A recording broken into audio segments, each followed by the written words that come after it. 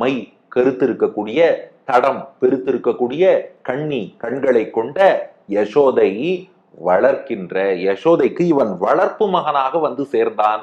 வந்து சேரும் போதே இவன் 2 கையோட தான் வந்தான். ஏன் 2 கையோட வந்தான் அப்படின்னா அங்கதான் விஷயம் இருக்கு.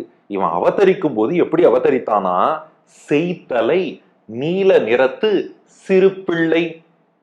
இந்த இடத்துல செய்தலை அப்படின்னா, தலை அப்படின்னா இதுக்கு ரொம்ப அழகா வியாக்கியானம் பண்றாரு மணவாள மாமுனிகள். தலை அப்படின்னா சிறப்பானன்னு அர்த்தம், செய் அப்படின்னா வயல்னு அர்த்தம்.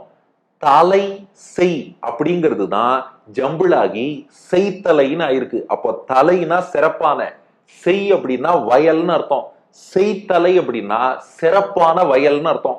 சிறப்பான வயலில் பூத்து இருக்கக்கூடிய நீல, இந்த இடத்துல நீல அப்படின்னு சொன்னா நீல நிறத்தில் உள்ள கருணைதல் பூன்னு அர்த்தமா. அப்போ செய்தலை சிறப்பான வயலில் பூத்த நீல கருணைதல் பூ போல நிறத்து நிறம் கொண்ட சிறு பிள்ளை. கண்ணன் அப்படித்தான் தேவகி மகனாக தோன்றினான்.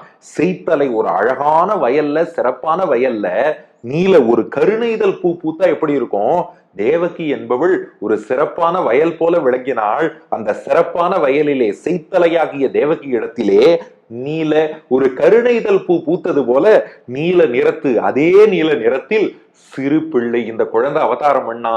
எப்படி, தம் அத்புதம் பாலகம் அம்புஜேக்ஷணம் சதுர்புஜம் சங்ககதாரியுதாயுதம் ஸ்ரீவத்சலக்ஷ்மம் கலசோபி கௌஸ்துபம் பீதாம்பரம் சாந்திரபயோத சௌபகம் மகார்க வைதூரிய கிரீட்ட குண்டல துஷா பரிஷ்வக்த சகசிர குந்தலம் உத்தாம காஞ்சியங்கத கங்கணாதிபீர் விரோச்சமானம் வசுதேவ ஐக்ஷத என்னும்படியாக 4 திருக்கரங்களோடு, சங்கு சக்கரங்களோடு, தாமரை கண்களோடு, கௌஸ்துவ மணியோடு, ஸ்ரீவத்சம் என்ற மருவிலே மகாலட்சுமியோடு, தன்னுடைய அத்தனை அடையாளங்களோடும் நீலமேக வண்ணனாக செய்தலை சிறப்பான வயலாகிய தேவகி திருமேனியில நீல நிறத்து கருணைதல் பூ போன்ற வண்ணம் கொண்டவனாக சிறு பிள்ளை, அற்புத குழந்தை, அத்புதம் பாலகம் சிறு பிள்ளையாக இவன் வந்து அவதரித்தான்.